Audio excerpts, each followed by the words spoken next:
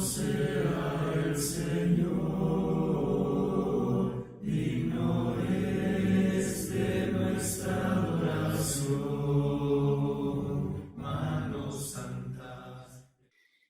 Vamos a conversar vamos a aprender un poco sobre los evangelios sinópticos, particularmente Mateo, Marcos y Lucas, ¿no? Que vamos a ver por qué se le llama evangelios sinópticos y evangelios sinópticos porque, hermanos, hubo un estudioso en el siglo XVIII que desarrolló un método para estudiar estos tres evangelios en paralelo. Vamos a ver, ¿verdad?, del prefijo griego sin, que puede significarse en o a través de opsis, de ojo, ¿no?, de óptica. Entonces vamos a ver un poco de esta herramienta interpretativa, pero los evangelios sinópticos son clasificados, ¿no? Usted sabe, Mateo, Marco y Lucas. Juan es harina de otro costal, aunque es un evangelio, ¿verdad? Es muy diferente en algunos aspectos. Ok, entonces empecemos por el primer lugar. A ver, hay tanto, mire, se lo voy a poner de esta manera. Los evangelios sinópticos es definitivamente un tema muy interesante. Hay muchísimo que hablar. Hay mucho material que examinar, ¿verdad? Los evangelios van primero en lo que conocemos como Nuevo Testamento, hermanos, porque precisamente se basan acerca de el autor que es Dios, a nuestro Padre Celestial, en la persona de su Hijo Jesús. Entonces los evangelios nos narran, como dijo el hermano, el nacimiento, el ministerio público, la pasión, la resurrección y la ascensión de nuestro Señor Jesucristo. O sea, son la base de la fe cristiana. Interesante, ¿no? Entonces yo quiero empezar por ahí. Yo quiero recordarles cuán importantes son los evangelios, que el hecho de venir primeros en el Nuevo Testamento nos da a nosotros una clave, nos da una pista acerca de cómo deberíamos de interpretar el Nuevo Testamento, porque nosotros, y cuando hablo de nosotros, hablo generalmente en la iglesia de Cristo, hermanos, ¿ok? En nuestro canon, hermanos, nosotros tenemos un canon dentro de nuestro canon, fíjense bien, y no me van a dejar mentir. Aunque los evangelios sinópticos o los evangelios, los cuatro, vienen primero en el Nuevo Testamento, nosotros los relegamos a un segundo o tercer lugar, porque para nosotros lo más importante, lo principal, donde creemos que está el cristianismo, es donde, hermanos, a ver. Hechos, dice la hermana. Excelente, hermana, el libro de los Hechos. Entonces, imagínense que el Nuevo Testamento empezara con el libro de los Hechos, ¿verdad? ¿Por qué para nosotros es importante Hechos? Bueno, porque nosotros decimos ahí está la estructura, la organización de la iglesia, los nombres de los creyentes, cómo se les llamaba, bla, bla, bla, etcétera, etcétera. Pero fíjense que no es que Hechos no sea importante, no. Lo que pasa es que nosotros le hemos dado más importancia a otras cosas que a el orden que tiene la misma Biblia, que es, bueno, primero los evangelios sinópticos, porque no podemos entender ni Hechos, ni la misión de la iglesia, ni no podemos entender las demás cosas del Nuevo Testamento si no entendemos primero las palabras de Jesús, la enseñanza de Jesús. Entonces, recuerde que eso es muy importante. Compare los evangelios sinópticos en su lugar en el canon con los primeros 5 libros de la ley de Moisés en el Antiguo Testamento, ¿no? La Torá, Génesis, Éxodo, Levítico, Número y Deuteronomio. Todo lo que viene después se basa en estos primeros 5 libros de la ley. De una manera similar, todo lo que tiene que ver con el Nuevo Testamento empieza a tomar forma con los evangelios. Ahora bien, ustedes deben de saber, hermanos, que entre la puesta por escrito de los evangelios y los hechos que narran los evangelios, hay una brecha de tiempo, hay una brecha generacional. ¿Correcto, hermano? Eso que estoy diciendo no es nuevo, ya ustedes lo saben, ¿verdad? que los evangelios no fueron escritos a medida que Jesús iba haciendo cosas, no. Pasó un tiempo, hermano, pasó un tiempo y muchas de las enseñanzas de Jesús, muchos de los milagros y muchas de las cosas que Jesús hizo, de hecho fueron repensadas, tomaron un proceso. Entonces los evangelios fueron constituidos en un proceso. Quiero que recuerde esa palabra. Los evangelios fueron compuestos en un proceso. Y ese proceso inicia con una tradición oral, una tradición oral. Ahora, ustedes saben, deben de saber que los judíos tenían maestros itinerantes, o sea, que viajaban de un lugar a otro, no como los misioneros o los predicadores el día de hoy, ¿verdad? Que se pueden quedar 10, 20, 30 años en una misma iglesia. Los primeros misioneros cristianos, hermanos, se movían mucho. Los judíos también tenían maestros itinerantes. ¿Qué quiere decir eso? Bueno, un día voy a Masaya y visito, puedo visitar Niquinomo, puedo visitar Catarina, puedo visitar, etcétera, ¿verdad? La semana siguiente me voy para Granada, después me voy para Jinotega. Y en el lapso de un mes yo visito varias congregaciones, digamos, entre el centro, el norte y el Pacífico de Nicaragua, por darte un ejemplo, ¿verdad?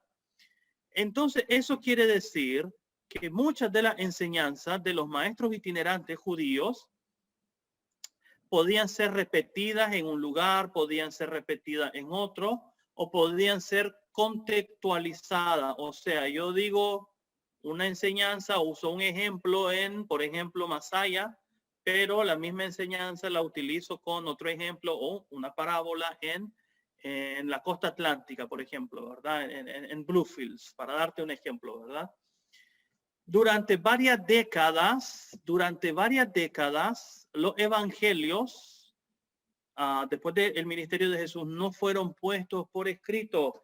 A ver, ¿qué observaciones pueden hacer ustedes acerca de lo que este texto nos dice, particularmente el verso 22? ¿Qué es lo que nos dice el verso 22 acerca de lo que venimos hablando, ¿no? El tiempo entre los dichos, las acciones, el ministerio de Jesús y la puesta por escrito de los evangelios. Un par de observaciones que pueden notar. ¿Entendieron los discípulos en el mismo momento del dicho de Jesús lo que él quería decir? Y eso es algo que no se nos debe de olvidar. El hecho que cambia, el hecho que puede, digamos, llamar un antes y un después, no es la resurrección y la ascensión de Jesús. Claro, estamos hablando de la cultura judía. La cultura judía era muy bien entrenada en la memoria, en retener, en recordar. Entonces, no perdemos nada y no significa que sea menos veraz el hecho de que estos evangelios fueron puestos por escrito mucho tiempo después del ministerio de Jesús, porque la cultura judía, hermanos, miren, no tenían estos aparatos, no tenían, por ejemplo, los smartphones, no los teléfonos celulares, no tenían así la idea de que, bueno, yo tengo que ayudarme de otra cosa para recordar. No, ellos recordaban muy bien, hermano, todo, absolutamente todo. Recuerde que ahí no había televisión, no había radio, no había internet, no había redes sociales. Entonces, la memoria era muy bien entrenada, la repetición.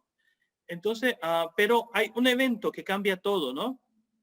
Imagínate, una cosa es ver a este Jesús mientras está en su ministerio terrenal y escuchar su enseñanza, que van a cobrar mayor relevancia y mayor sentido una vez que lo vemos morir, que lo vemos resucitar y que lo vemos ascender a los cielos.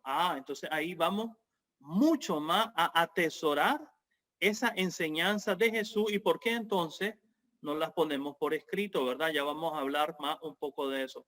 Entonces recuerde, los evangelios, lo más importante hasta este punto que yo quiero que usted recuerde es que los evangelios son el resultado de un proceso de composición que inicia con una tradición oral que es repetida por discípulos de generación a generación antes de que llegue lo que nosotros conocemos como evangelios meramente escritos. En las iglesias de Cristo definimos evangelio como lo que ustedes han dicho, ¿no? Usamos, por ejemplo, primero los Corintios, ¿no? El capítulo 15 sobre todo, ¿no? Para tratar de definir lo que es evangelio. El problema es que esa explicación, hermanos, se queda corta, no alcanza para agrupar, para acuerpar todo el contenido, todo el material que nosotros encontramos en lo que estamos estudiando, ¿no? Los evangelios. Entonces, por una parte, por ahí dijo un hermano, ¿verdad? Evangelio es, y habló de la muerte, sepultura, resurrección de Jesús. Por otra parte, es un mensaje de salvación. Muy bien. Ese mensaje de salvación que se trata evangelio, ¿verdad? Tiene dos fuentes, hermano. Imagínenselo como con dos piernas. Así como usted tiene dos piernas, evangelio tiene también dos fuentes de las cuales vamos a rápidamente estudiar un poco para entender de dónde viene el término evangelio. Ahora, eso es lo que usted entiende. Lo que usted me acaba de decir es lo que usted entiende que significa evangelio. Pero, ¿está usted seguro que los primeros cristianos entendían exactamente eso? Entonces vamos a ver dos cosas, ¿no? ¿Cuáles son esas dos fuentes de donde vamos a articular, donde vamos a construir lo que evangelio significa? La primera es el Antiguo Testamento. Hermanos. Nosotros tenemos poco amor y tenemos poco entendimiento por el Antiguo Testamento, ¿verdad? Porque nuestro problema es que para nosotros la ley de Moisés equivale a todos los libros desde Génesis hasta Malaquías, lo cual es un error, es un gran error, ¿verdad? Aquí cuando yo digo testamento me refiero a Génesis y Malaquías como libros, ¿no? Como un cuerpo de literatura. No me estoy refiriendo solamente a la ley de Moisés, ¿verdad? El Antiguo Testamento es muy, muy, muy importante. ¿Qué tan importante es? Recuerde que el Antiguo Testamento es la Biblia de las primeras comunidades cristianas. Cuando Pablo va a su misión, por ejemplo, usted lee de la misión de Pablo y de otros en el libro de los Hechos, hermanos, ellos no andan evangelizando con el Nuevo Testamento. Cuando Pablo va a la iglesia en Corinto, no existe primera ni segunda a los corintios todavía. Cuando Pablo va a Roma, todavía no existe la carta a los romanos. Cuando Pablo llegó a Macedonia, Filipos, todavía no existe la carta a los filipenses, no existe Colosenses todavía. O sea, esto es muy importante porque la Biblia de los primeros misioneros y con lo que ellos evangelizaban, hermano, en el término de predicar, es con el Antiguo Testamento. De tal manera que si usted no conoce el Antiguo Testamento, usted ya está en desventaja para interpretar el Nuevo Testamento. Las dos son partes de la revelación de Dios, ¿ok? Las dos son importantes. Entonces necesitamos ir primero, recuerde, para entender cualquier cosa del nuevo hay que empezar por el antiguo. ¿Por qué? Porque Pablo era judío, su entrenamiento, su educación era judía y obviamente el libro que él conocía muy bien es el Antiguo Testamento. Entonces definimos evangelio de la siguiente manera. A ver, vamos a ver Marcos, el evangelio según Marcos. Vamos a Marcos capítulo 1. Vamos a leer Marcos 1, verso 1 a el verso 3. El comienzo del evangelio de Jesucristo, Hijo de Dios. Yo le pregunto, ahí en Marcos 1:1, otra vez, ¿qué significa evangelio? ¿Será que lo que nos quiere decir Marcos es principio de la muerte, la resurrección de Jesucristo, Hijo de Dios?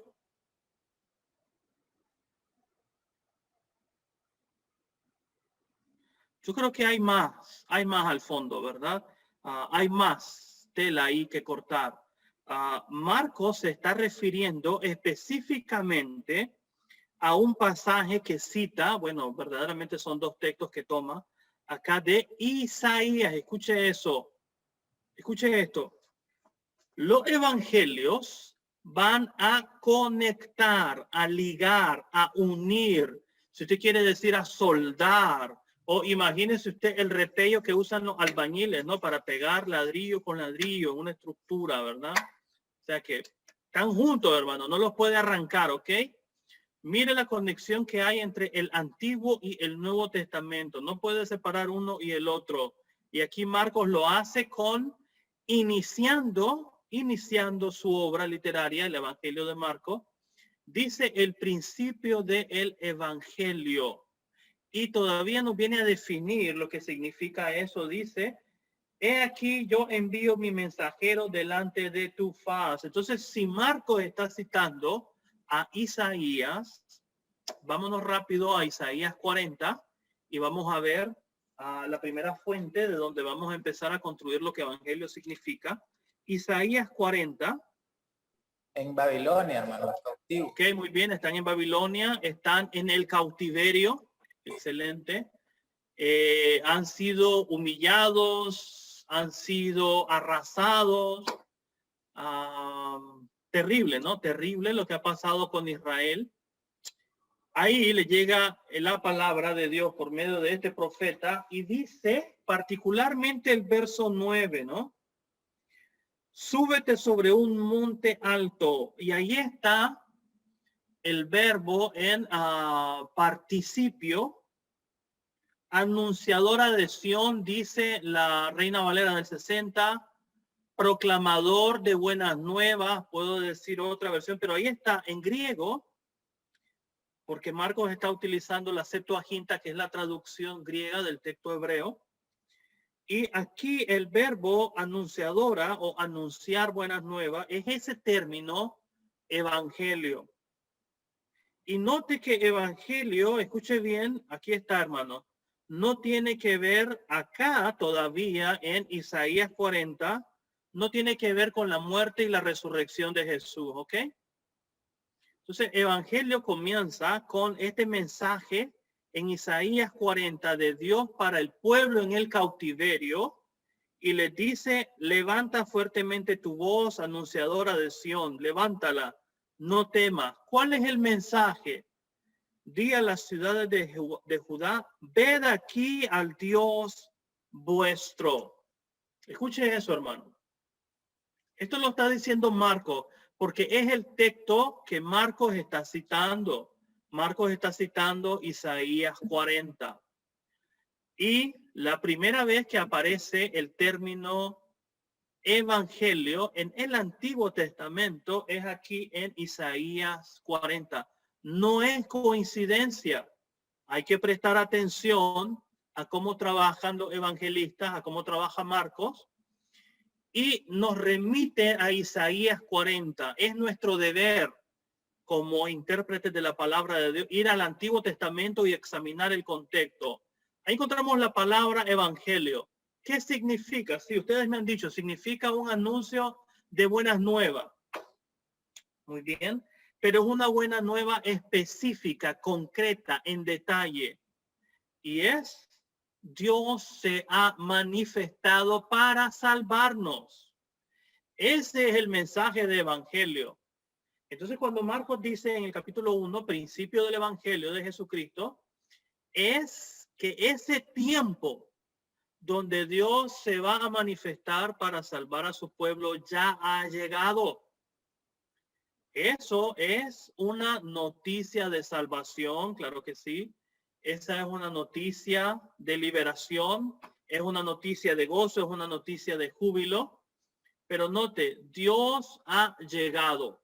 Entonces, evangelio tiene que ver con, en primer lugar, el Antiguo Testamento, que significa Dios salva, Dios libera del exilio a su pueblo en Babilonia. ¿Ok? Dios liberta a su pueblo del exilio en Babilonia. Número 2. La otra como cara de una moneda. Imagínense que evangelio es una moneda. Una cara es el Antiguo Testamento, lo que estamos hablando de Isaías 40. Y la otra cara es el trasfondo pagano greco-romano. A ver, Seguramente ustedes han escuchado que en el mundo greco-romano, en esa cultura, evangelio significaba buenas nuevas, buenas noticias, ¿no? Y estar en lo correcto. Sin embargo, lo que tal vez no han escuchado es que evangelio, hermano, era un término común. No era un término exclusivamente religioso, no. Era un término que significaba buenas noticias de manera general. Dio a luz un varón la vecina, una buena nueva. Conseguí el trabajo que andaba buscando, buena nueva. Ahora es el emperador el que gobierna todo lo que existe, buena nueva. Ahora hay paz, buena nueva. Me gané la lotería, buena nueva. Qué sé yo, ¿verdad? Me curé de una enfermedad, buena nueva. Entonces, evangelio quiere decir buena noticia, buena nueva. No le ponga ningún otro calificativo. Es una palabra bien común, bien común. Entonces, ahora tratemos de unir ambas fuentes y definamos lo que significa evangelio. Porque evangelio, hermano, una cosa es el contenido, el mensaje. Y el mensaje, en ese sentido, nos lo explica Marcos otra vez. Vamos a regresar a Marcos capítulo 1. Y mire lo que nos dice Marcos 1, el versículo 14 y 15.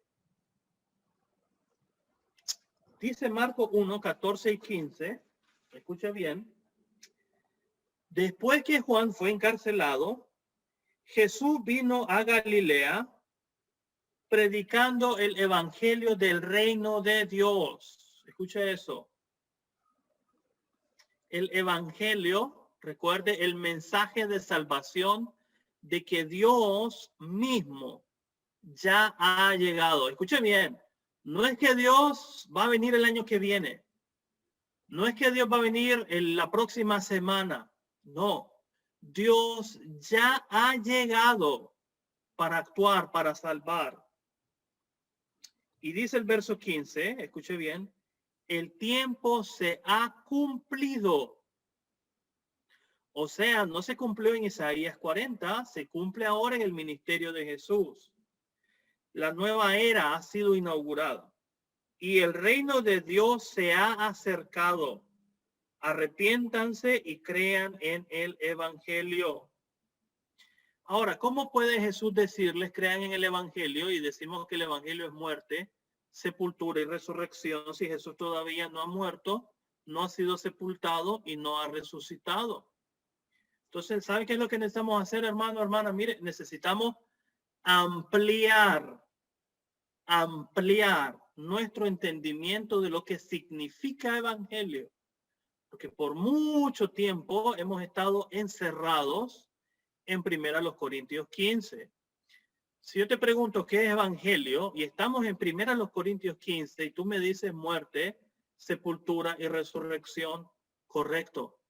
Pero cuando leemos Marcos, cuando leemos Mateo, cuando leemos Lucas, evangelio no significa eso. Espero que eso quede claro.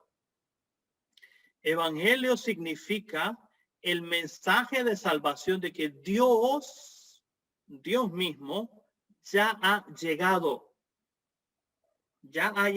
a liberar a su pueblo. No va a venir, porque aquí está el problema, ¿no? El problema es que nosotros decimos, bueno, pero es que la predicación del mensaje del evangelio empezó en Hechos 2, en el día de Pentecostés. Eso decimos usualmente, ¿no? Pero fíjense que los evangelios nos invitan a replantearnos ese pensamiento, porque nos dice el reino de Dios ya ha llegado, se ha acercado. No, el reino de Dios va a venir más tarde, no, el reino de Dios va a venir después, no, el reino de Dios va a venir el otro día, no, el reino de Dios ya llegó. Y por eso el mensaje que predica Jesús es muy importante. Eso es evangelio, pero todavía, escuche bien, estamos hablando del contenido. Pero ¿cómo empezamos a llamar evangelios a estos 4 libros, ¿no? Mateo, Marcos, Lucas y Juan. Eso es otra cosa que necesitamos conversar a continuación. El problema siempre, hermanos, es que nosotros, fíjense lo que hacemos nosotros al tratar de interpretar la Biblia, ¿no? El problema es que nosotros usamos textos de otras partes de la Escritura para tratar de explicar otro pasaje. Uno diría, nada de malo con eso. Claro que sí. El problema es que nosotros no dejamos que sea el mismo libro en el cual estamos ahorita el que nos primero diga, acuérdate que antes de Gálatas está el ministerio de Jesús. Eso es muy importante, porque en Gálatas, y tienes razón, en Gálatas tiene que ver con asunto entre no judíos y gentiles, sino fariseos específicamente y los hermanos gentiles. Aquí el asunto es todavía más preciso, ¿verdad? El asunto es el cumplimiento del tiempo. Aquello que Isaías predijo en Isaías 40 se está cumpliendo en Jesús. ¿Qué es?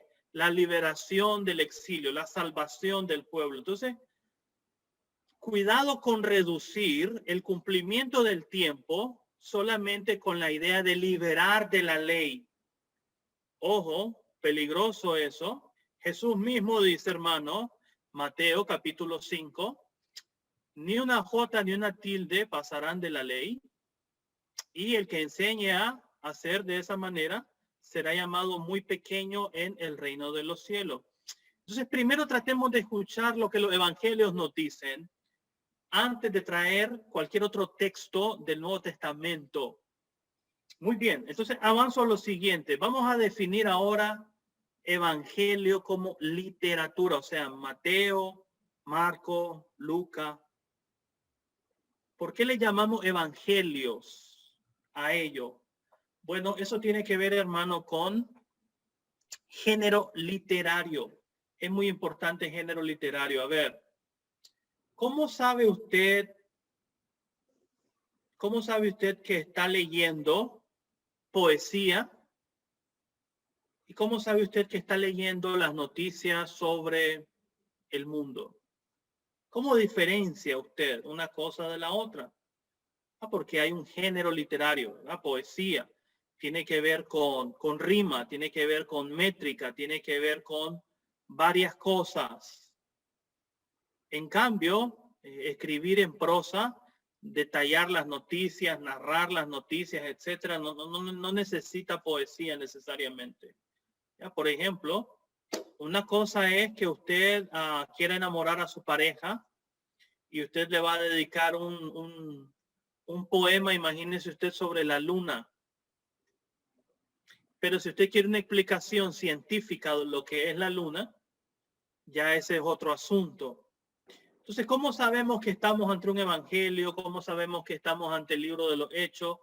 ¿Cómo sabemos que estamos ante una carta? Bueno, porque hay características que reúnen. El evangelio, hermano, recuerde, el evangelio, el primero en llamarlo evangelio, como lo llamamos hoy, ¿ok? El primero en llamarlo evangelios, como lo llamamos hoy en sentido literario, ¿no? Para referirnos a Mateo, Marcos, Lucas y Juan, fue el famoso apologista Justino Mártir en el siglo II. Mire que para entonces ya los evangelios como tal tienen un buen tiempo existiendo. Puede ser que tengan unos 80, 90 años. Y mire que el primero que lo llama evangelios en ese sentido literario fue el Justino Mártir. Y desde entonces son conocidos como los evangelios, ¿no? Por el amor de Dios, téngame paciencia y no me vaya a decir, como me dijo un hermano en cierta ocasión, hermano, ¿qué es lo que usted está diciendo? Que hay 4 evangelios, hermano. Solo hay un evangelio, hermano. Solo hay un evangelio, el de nuestro Señor Jesucristo. Por supuesto, es que una cosa es el contenido del mensaje y otra cosa es lo que Mateo, Marcos, Lucas y Juan, que son 4 evangelios, nos presentan, ¿ok? Entonces, dicho eso, hermanos, evangelio es, si usted quiere tomar nota, esta es nuestra definición de evangelio como literatura. Quiero dejar eso en claro, ¿no? Evangelio como literatura, para diferenciarlo, para distinguirlo, para reconocerlo de los demás obras del Nuevo Testamento, ¿no? evangelio es una composición basada en los siguientes elementos: el nacimiento, el ministerio público, la pasión, la resurrección y la ascensión de Jesús. Es una composición, ¿no? Los evangelios son composiciones literarias con una estructura definida. Esa estructura es, recuerde, la infancia de Jesús, su ministerio público, pero sobre todo la pasión. Cuando hablamos de pasión estamos hablando del juicio, la noche que fue entregado, estamos hablando del juicio ante Pilato, ante Herodes, finalmente su crucifixión, su sepultura y su resurrección y ascensión. Eso es lo que llamamos evangelios. Mateo, Marcos y Lucas van a hacer, hermanos, es tomar esos dichos, esas enseñanzas sobre Jesús que circulan desde hace décadas de manera oral y desorganizada. Ellos se van a sentar a escribir de una manera ordenada, de una manera organizada, todos estos hechos, ¿ok? Y el resultado de ese proceso es lo que nosotros el día de hoy conocemos como evangelios. Ahora, si usted ha leído, yo sé que ese no es el tema aquí, Fernando, ¿verdad? Pero es bueno mencionarlo acá. Tal vez usted ha escuchado del evangelio de Judas, el evangelio de María Magdalena, el evangelio de Tomás, etcétera. Fíjese que esos son diferentes, aunque se les llame evangelio. Verdaderamente no son evangelios como los que acabamos de describir, como lo que acabamos de definir, porque esas obras de, por ejemplo, el evangelio de Tomás, por ejemplo, ¿no? Más bien son una colección de dichos, de enseñanzas de Jesús que no tienen una estructura de inicio y final, no tienen un contexto, ¿ah? Simplemente comienza a decir, bueno, Jesús dijo esto y dijo esto y dijo esto, pero no nos dice si andaba en Galilea, no nos dice si estaba en la sinagoga, no nos dice si estaba en la casa de Jairo, no nos dice si estaba hablando de los discípulos, no nos dice si estaba en el mar de Galilea, no nos dice si fue antes de morir, no nos dice si fue antes de resucitar, etcétera, etcétera. Entonces, esa es la gran diferencia, hermano. Se lo digo, ¿verdad? Para que cuando usted sepa o llegue a saber o llegue a leer el evangelio de Tomás, de Judas, de María Magdalena, etcétera, etcétera, no son evangelios en el sentido literario, sino que son colecciones de dichos, algunos de ellos atribuidos a Jesús. Ok, entonces la característica importante que yo quiero que recuerde, hermano, desde un punto de vista literario, es que los evangelios siguen una estructura. Y esa estructura es un inicio, usualmente es el nacimiento de Jesús o su infancia. Ahí métale usted una cronología de Jesús. Después el ministerio de Jesús. Después lleva la pasión, ¿no? En Jerusalén. Llevan la muerte, la resurrección y la ascensión. Esa estructura de esa manera es lo que nosotros llamamos evangelios. Y así es como los vamos a entender. ¿Okay? Con razón de estudio, hermana, ¿verdad? Para aprender un poco, sí, ¿verdad? En los cursos, por ejemplo, cuando a mí me ha tocado dar en algunas instituciones educativas el curso de Evangelio Sinóptico, yo siempre incluyo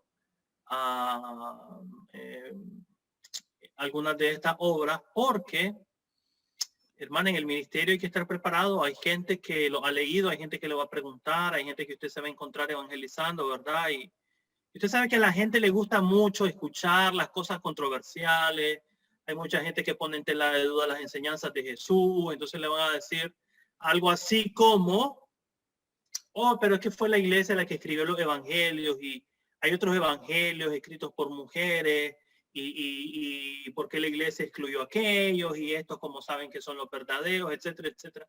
Entonces, para dar una buena y completa defensa de nuestra fe, hermana, si usted puede leerlo, ¿verdad? Están en internet, de hecho, ¿verdad? Usted entra a Google nada más y lo busca, pone el Evangelio de Tomás, el Evangelio de María Magdalena, no sé si se va a encontrar el texto como tal. Eso es lo que usted va a leer, ¿verdad? Va a leer no noticias sobre ellos, pero trate de buscar el texto, lo que dice en sí el Evangelio.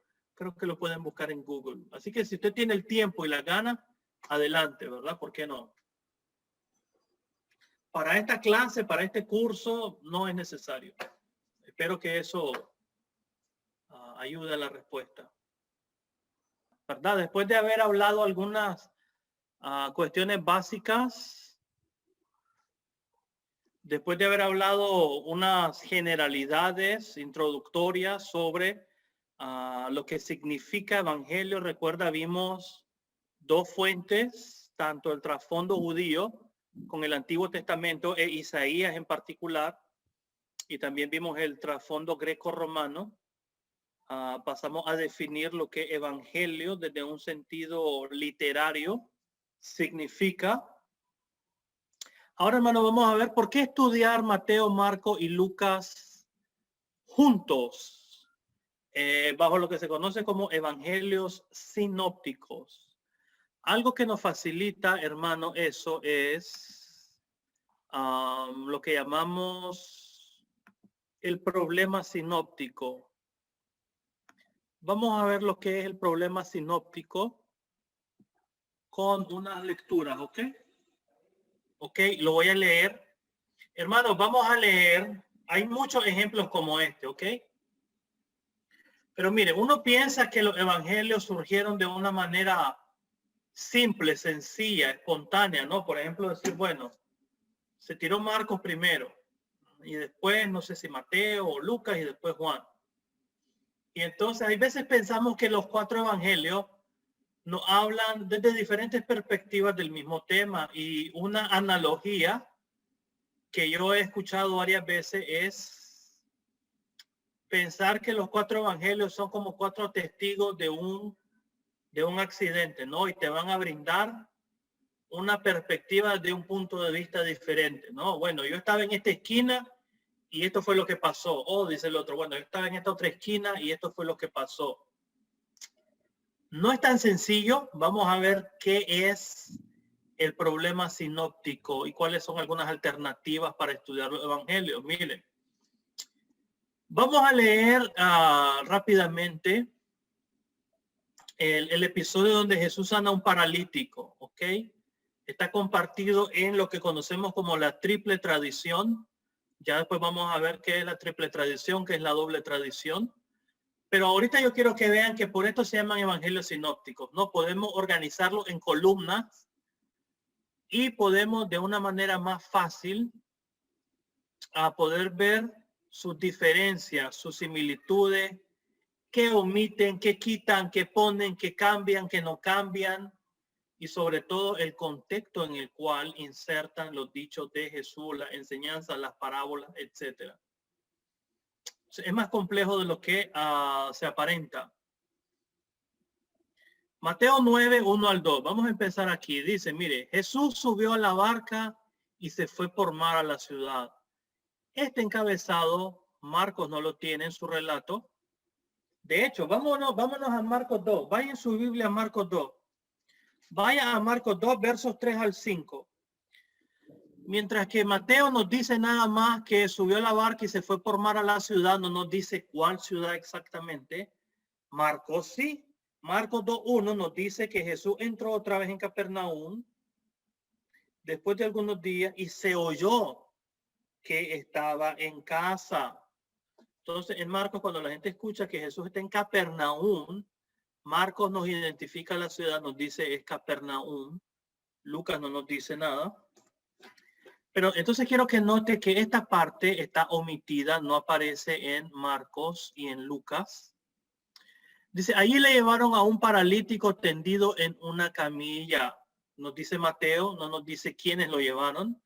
Mientras que Marcos nos dice que 4 hombres lo llevaban en su camilla al paralítico. Y Lucas nos dice que eran unos hombres, no nos dice cuánto. Ahora, quiero que note el espacio, en el espacio en blanco. Mire este espacio no está aquí de puro gusto. Esto es la parte de la historia que Mateo no tiene. Podríamos decir que Mateo omite, ¿no? Y la idea es entonces, como no podían acercarlo a Jesús, abrieron el techo del lugar donde él estaba y por ahí bajaron al enfermo, dice Marco. Mateo no nos dice eso y Lucas nos dice, buscaban cómo entrar en la casa y colocarlo delante de Jesús, pero era tanta la gente que no sabían por dónde entrar. Lucas nos da más detalle. Subieron al tejado, quitaron las tejas y bajaron al enfermo en su camilla en medio de la gente frente a Jesús.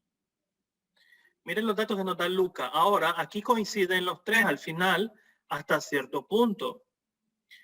Dice, al ver Jesús la fe de ellos, dijo al paralítico, hijo, ten confianza, tus pecados te quedan perdonados. Marcos nos dice, cuando vio la fe de esta gente, Jesús dijo al paralítico, hijo, tus pecados te son perdonados.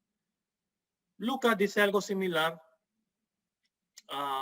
Amigo, tus pecados te son perdonados. Entonces, yo quiero que noten con este es un ejercicio básico para interpretar los evangelios, ¿no?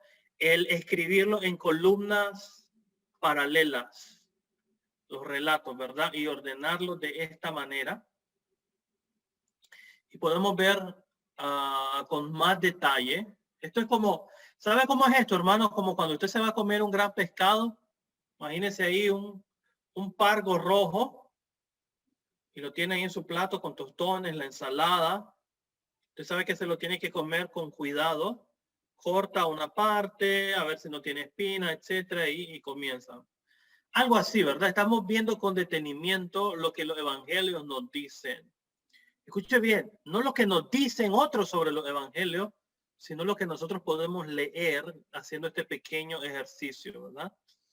Entonces, vamos a tratar de explicar ahora lo que significa el problema sinóptico, ¿ok? El problema sinóptico se le llama en el estudio de los evangelios sinópticos a cómo explicar la interrelación entre Mateo, Marco y Lucas. Eso es, ¿verdad? El problema sinóptico. ¿Cómo explicar la interrelación entre Mateo, Marco y Lucas? Eso es lo que yo quiero que ustedes manejen.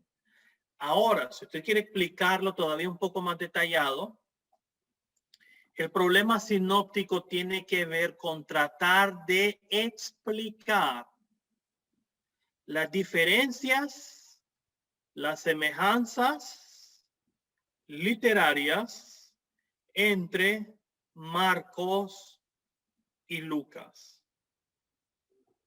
Y ese es el problema sinóptico. No se nos debe olvidar de que estos evangelistas fueron o testigos oculares, fueron discípulos, ¿correcto? Por ejemplo, Mateo. Sabemos que Mateo fue discípulo. Sabemos que Juan fue probablemente un discípulo. Y Marco y Lucas tuvieron relación muy estrecha con Pedro, con algunos de los apóstoles, con Pablo, por ejemplo. Entonces, no es que ellos solamente escucharon lo que se decía, ¿no? Pero ellos en ocasiones también son testigos. Son testigos de esa tradición y de lo que la tradición nos brinda. Entonces, sin embargo, escuchen esto, ellos escriben con un propósito. Entonces, esa respuesta de que son testigos del accidente, pero nos dan su propia perspectiva, es muy simplista, muy reduccionista. No funciona para explicarnos algunos cambios muy grandes que hacen. Te voy a decir uno, por ejemplo, ¿verdad? Hay muchos, ¿verdad? Pero uno que se me viene ahorita a la mente es, vámonos, por ejemplo, a Mateo capítulo 5. A ver, vamos a leer versículo 1. ¿Lo tiene? Subió a un lugar elevado. Véngase ahora a Lucas 6 y vamos a leer el verso 17. Lucas 6, 17. ¿A dónde está Jesús ahora? Es el mismo, lo que viene, lo que conocemos como el Sermón del Monte. Pero en Lucas 6, ¿a dónde está Jesús? Descendió, dice, o sea, bajó y se detuvo en un lugar. Entonces nos dice Mateo que Jesús subió al monte, mientras que Lucas nos dice que bajó y se detuvo en un lugar. Otro ejemplo, vamos a ver. Mateo, váyase a Mateo 8. Mateo 8, 28. Ok, dos endemoniados gadarenos, hermano, gracias. Véngase ahora a Lucas. Lucas capítulo 8, versículo 26 y 27. Entonces se fijan, hermanos, ¿por qué el decir? No, son como dos reporteros que van a dar las noticias y cada uno está dando su perspectiva. Hay un problema con usar esa analogía, ¿ok? No la use porque no es correcta, no es apropiada para explicar el problema sinóptico, ¿ya? Y esos solo son dos ejemplos, hermano. Hay más ejemplos, ¿verdad? Abundan. Entonces, cuando uno lee los evangelios de esa manera detenida, detallada, minuciosa, como con un microscopio, usted viene a presentarse con lo que estamos viendo, ¿no? El problema sinóptico. ¿Cómo explicar la relación entre Mateo, Marcos y Lucas? Hay diferentes teorías, hermano, ¿verdad? Hay diferentes teorías. Alguna teoría dice, ¿verdad? Que, por ejemplo, Mateo fue primero. Esta es la teoría de un señor que se llama Streeter, ¿verdad? Que Mateo fue primero, que Marcos fue después, que Lucas fue después. La primacía o que primero fue escrito Mateo, ¿verdad? Porque es más largo, etcétera, etcétera. Pero es muy difícil explicar algunos cambios que hace Mateo, sobre todo porque Marcos, por ejemplo, si decimos que Marcos es segundo, ¿no? Si decimos que Mateo es primero y decimos, bueno, después fue escrito Marcos, ¿por qué Marcos va a cortar, pedacear, ¿no? Sobre todo los grandes discursos de Jesús en Mateo, por ejemplo, ¿verdad? ¿Cuáles son los grandes discursos de Jesús en Mateo? Son 5, ¿no? El sermón del monte. Después tenemos la lección de el discurso de la misión en Mateo 10, el discurso de las parábolas en Mateo 13. Tenemos el discurso a las reglas de la comunidad en Mateo 18. Y por último tenemos, ¿no? el mensaje apocalíptico en Mateo 25, ¿no? Entonces, ¿por qué Marcos va a simplemente quitar esa gran cantidad de material, ¿no? O, si decimos que Lucas fue tercero, ¿por qué Lucas va a poner en otros contextos los dichos de Jesús? Porque, por ejemplo, el sermón del monte de Jesús, que está en Mateo 5, 6, 7, aparece en diversas secciones de Lucas. Por ejemplo, leímos Lucas 6, el sermón del llano, ¿no? Las bienaventuranzas están ahí, pero hay otras enseñanzas en otros capítulos de Lucas. Entonces, ahora le voy a explicar, miren, no es la única. La teoría que explica el problema sinóptico es la teoría de las dos fuentes. Se la voy a explicar, pero quiero que entienda dos cosas. Número uno, no es la única teoría. ¿Okay? Hay otras.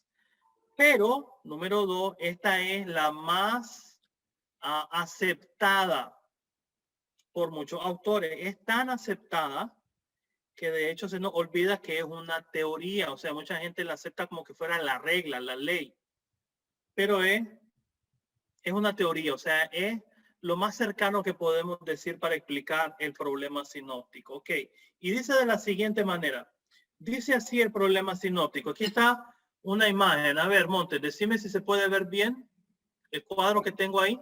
Excelente. Ok. Usted lo puede conocer como la hipótesis de las dos fuentes, la teoría de las dos fuentes, etcétera, etcétera. Dice de la siguiente manera, ¿ok? Recuerde, esto está tratando de explicar las diferencias, las semejanzas, las omisiones entre los evangelios, los tres sinópticos.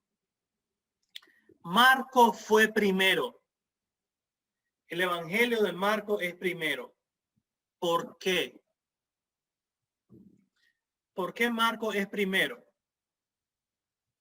Bueno, es el más corto. Es el más corto de los evangelios. Ahora, usted debe de saber que el evangelio de Marco originalmente llega hasta el capítulo, ¿verdad? Los manuscritos más antiguos de Marco llegan hasta el capítulo 16, versículo 8. Versículos 9 al 20 no eran parte original probablemente del Evangelio de Marco. Fueron añadidos posteriormente, varios siglos después, probablemente para conformar a Marcos con Mateo y Lucas. ¿Verdad? Algunos sintieron, bueno, a Marcos le hace falta algo, ¿no?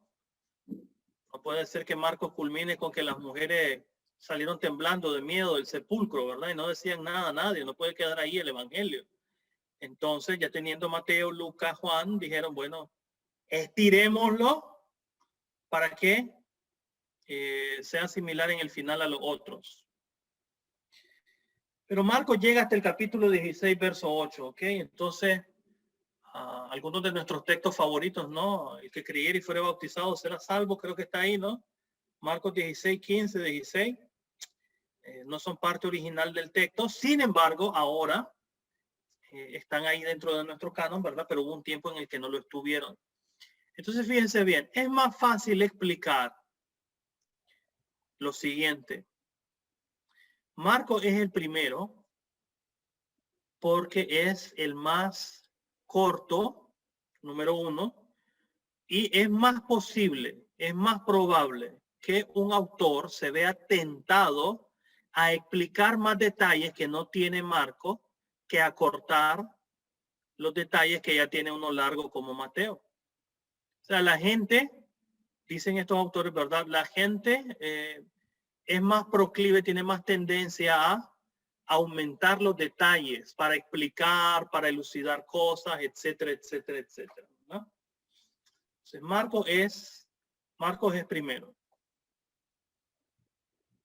También Marcos es primero porque, bueno, hay un testimonio antiguo, ¿verdad? De un autor cristiano, Papías, ¿verdad? Que fue discípulo de el anciano Juan, que era anciano en Éfeso. Algunos lo consideran el autor del Apocalipsis, otros no.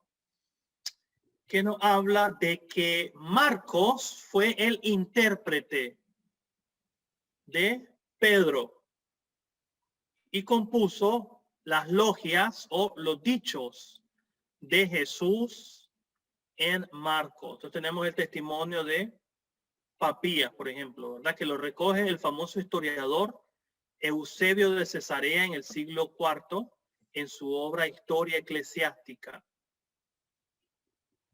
Entonces, Marcos es primero. Luego, por eso se llama dos fuentes, ¿no? Luego, esa es una fuente, Marcos. Luego, Mateo y Lucas usan independientemente a Marcos para elaborar su evangelio. Pero ¿cuál es el problema? no solamente Marcos explica el material que hay en Mateo y Lucas, ¿correcto? A ver, ¿qué cosa? Mencionemos un par de cosas que tiene Mateo que no encontramos en Marcos. Rápido, a ver, así, pum, sin ver la Biblia. ¿Qué cosas, qué historias, parábolas, milagros, relatos tiene Mateo que no tiene Marcos, por ejemplo? Mateo empieza con una genealogía. Y Lucas tiene una genealogía, pero no empieza con ella, ¿verdad? Ok, ¿de dónde sacaron? Aquí está, ¿de dónde sacaron Mateo y Lucas elementos como, a ver, la genealogía, la infancia de Jesús? Que de hecho, ¿quién es el que nos narra la infancia de Jesús? Solo hay un evangelio. ¿Cuál es? Entonces, ¿de dónde sacan ese material Mateo y Lucas que no está en Marcos? Lo sacan de una hipotética fuente llamada Q. Q proviene del alemán Quelle, que significa fuente, ¿verdad? Hay un debate. No se sabe si Q era una fuente oral, o sea, tradiciones orales, o un material escrito. Hay un amplio debate, ¿ok? Todavía hasta nuestro tiempo. Ese debate es viejísimo, hermano, viejísimo. Tendrá más de 120 años, ¿verdad? Pero la idea es la siguiente. Entonces, se llama hipótesis de las dos fuentes y dice lo siguiente. El primer evangelio fue Marcos.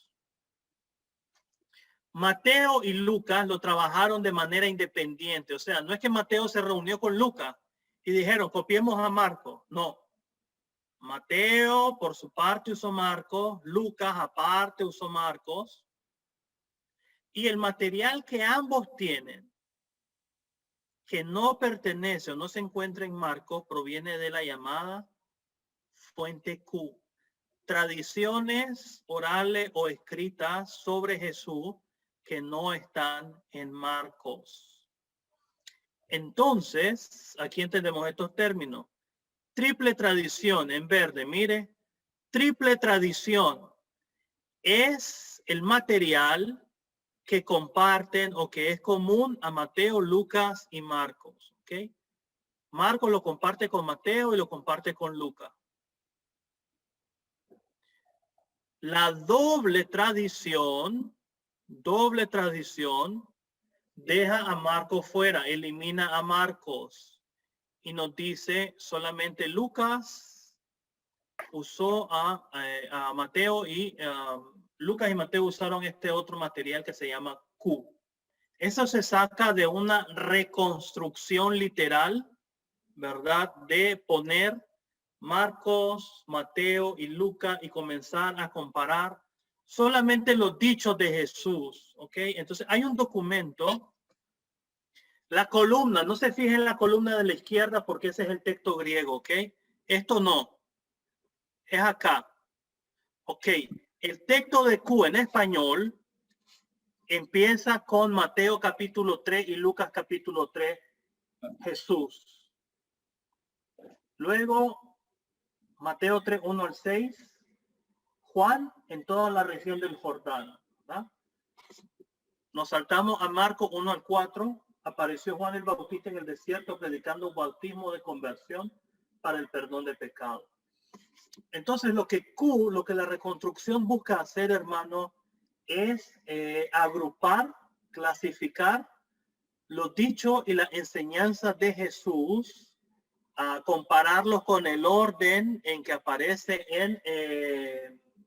en Marcos, pues Marcos es el primer evangelio, y en base a eso empezar a distribuirlo en donde se encuentran en Mateo y en Lucas, estos dichos de Q, ¿verdad? Entonces el punto es que nosotros no sabemos si Q era un documento como un evangelio o Q era una serie de colecciones y dichos sobre Jesús.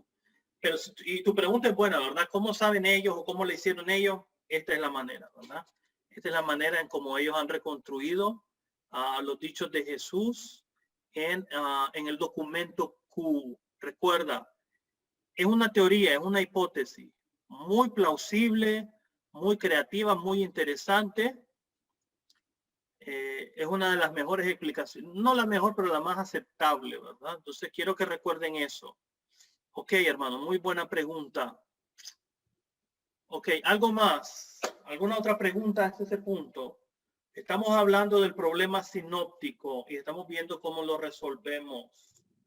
La teoría de las dos fuentes es, hasta el momento, hasta nuestro tiempo, la teoría más aceptada, ¿verdad? Para tratar de explicar la relación de Q, de la relación de Mateo, Marcos y Lucas. Bendecimos